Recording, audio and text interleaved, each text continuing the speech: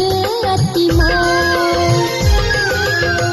हंस को किला शब्द सुनावे नीलकंठ अति मोर। ताते जिए धरकत सखी प्राण बचे न मोर। थर थर कांपे रे करजवा देखी रन अंधरार हो। गरजे बरसे रे बगरवा पिया बिन रहलो निजार हो। गरजे बरसे रे बगरवा पिया बिन रहलो निजार हो।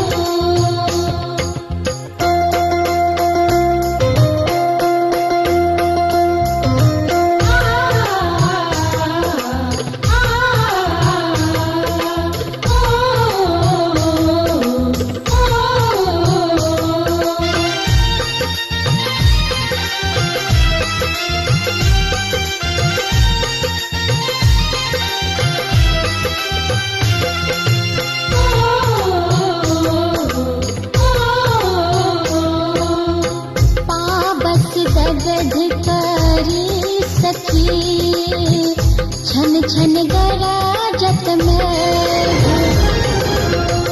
पाबस दगध करी सखी छन छन गराजत में।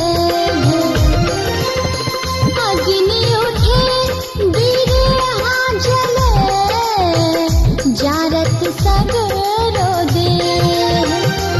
ऐसो जुल्मी रे जौवन माओछी अंगिया न सोहार हो। गरजे बरसे रे बगरवा पिया बिन रहलो निजार हो। गरजे बरसे रे बगरवा पिया बिन रहलो निजार हो। अगर जे बरसे रे बदरवा पिया बिन रहलो न जाए हो। गरजे बरसे रे बदरवा पिया बिन रहलो न जाए।